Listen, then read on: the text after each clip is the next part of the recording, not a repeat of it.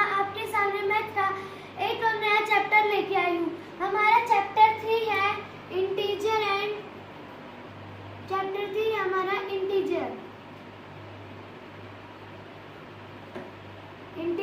Rational number.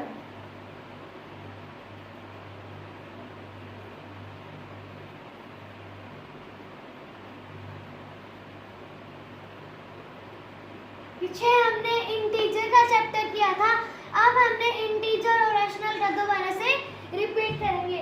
जैसे कि हमारा पहले आपको पता होना चाहिए कि इंटीजर होता क्या है।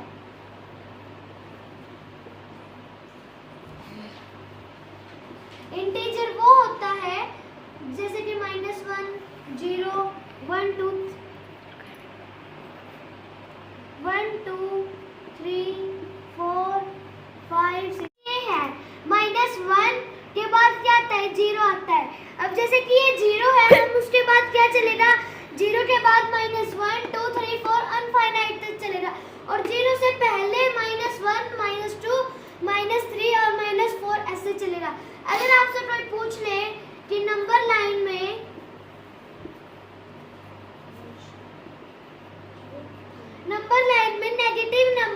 नेगेटिव लार्जर नंबर क्या है? नेगेटिव तो लार्जर है -1। आपको इस बात का पता होना चाहिए कि जब नेगेटिव नंबर स्टार्ट हो जाते हैं तो नेगेटिव में जितना नंबर हम आगे लिखते हैं वो उतना ही नंबर जैसे छोटा होता है। पॉजिटिव में क्या होता है? जितना आगे चलते हैं वो उतना ही बड़ा होता है। नेगेटिव में जितना हम आगे चलते हैं वो उतना ही छोटा होता है। जैसे कि अभी -1 है, अब जैसे कि ये क्या है? -1। यहाँ तो ये तो है सबसे बड़ा, ये तो है लार्जर और ये है स्मॉलर। ठीक है, यहाँ जितने आगे चलोगे बड़ा होता जाएगा, यहाँ जितने पीछे चलोगे ये उतना ही छोटा होता जाएगा। अब जैसे कि आप ये पूछोगे कि 0 क्या है? 0 ना तो ही लार्जर है, 0 ना तो ही पॉजिटिव है और 0 ना ही नेगेटिव है। 0 नॉट पॉजिटिव,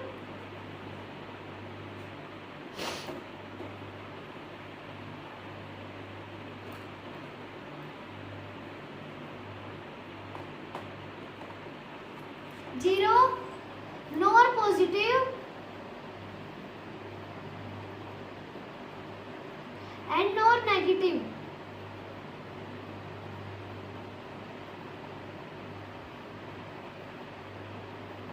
रैशनल। अब आप पूछोगे कि रैशनल नंबर क्या होता है?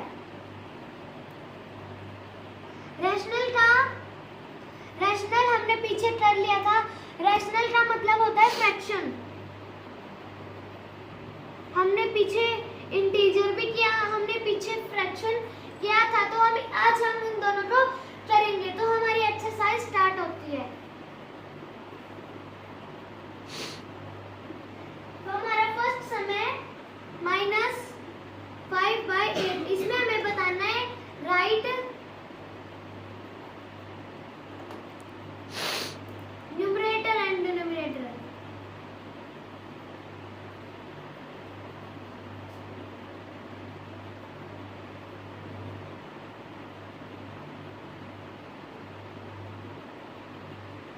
अब जैसे कि ये है right the numerator and denominator. हमने इसमें लिखना है न्यूमरेटर कौन सा है और डिनोमिनेटर कौन सा है। अब जैसे कि हमने यहाँ लिखेंगे, हमेशा ऊपर वाला और नीचे वाला क्या होता है? ये तो मैंने आपको बता ही दिया था। ये होता है न्यूमरेटर और ये होता है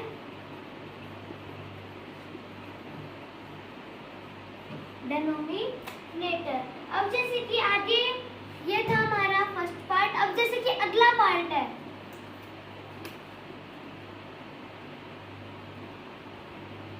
अगला पार्ट देखो, आपको ये पता होना चाहिए नेचुरल नंबर और होल नंबर क्या होते हैं। आगे है ये answer this question.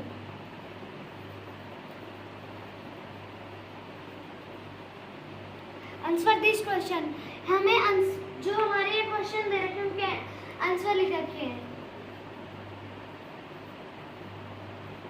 Is every natural number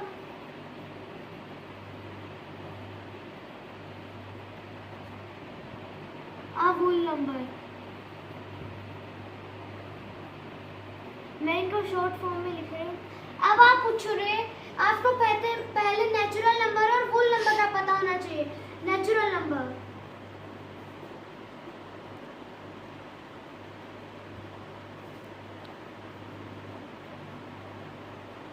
natural और वोल। नेचुरल नंबर वो नंबर होते हैं जो 1 से स्टार्ट होते हैं, 1 2 3 और अनफाइनाइट तक चलते हैं। अनफाइनाइट का साइन होता है ये। अगर आपसे पूछे कि अनफाइनाइट का साइन क्या होता है,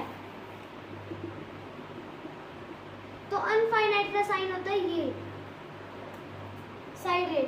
ठीक है, तो इसको छोटे हम 1 2 3 और अनफाइनाइट तक ये काउंटिंग चलती रहती है। वोल नंबर 0 से स्टार्ट होते हैं।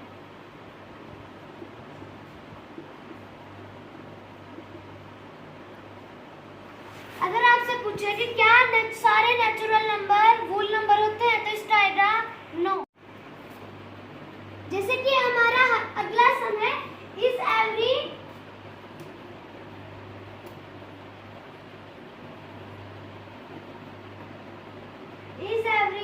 Integer, is every rational number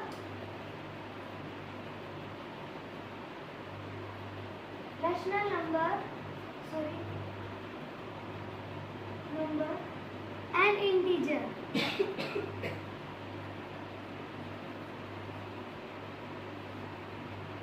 अब देखो, ये रैशनल नंबर का मतलब क्या होता है? फ्रैक्शन, या फ्रैक्शन ही मान के चलो, फ्रैक्शन है, फ्रैक्शन है। देखो, अब इंटीजर -1 0 1 2 -2, ये है, मान के चलो ये डिजिट है। अब रैशनल नंबर के नीचे क्या होना चाहिए? डिनोमिनेटर होना चाहिए।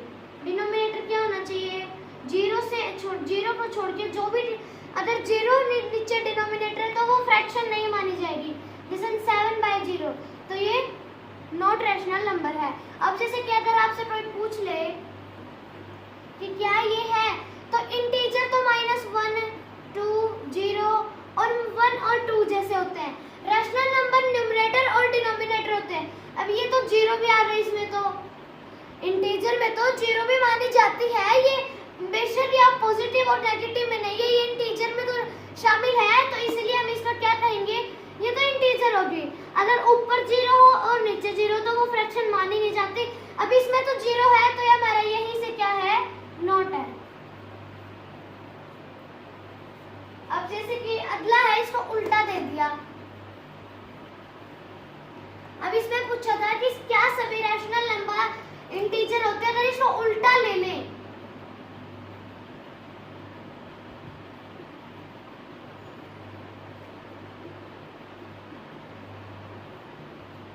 is every integer and rational number,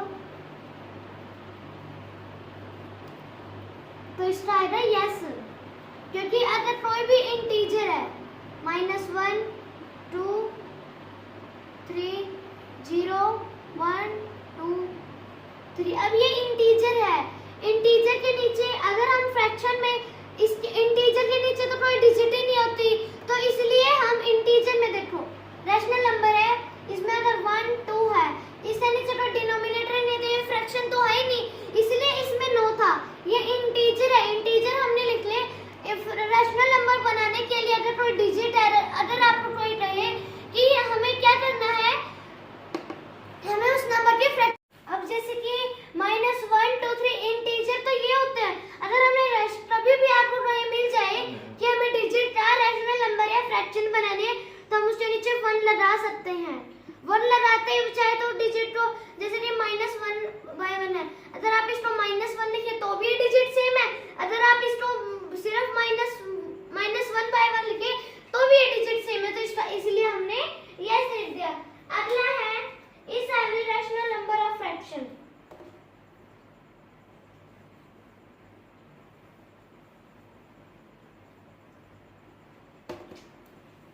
is every rational number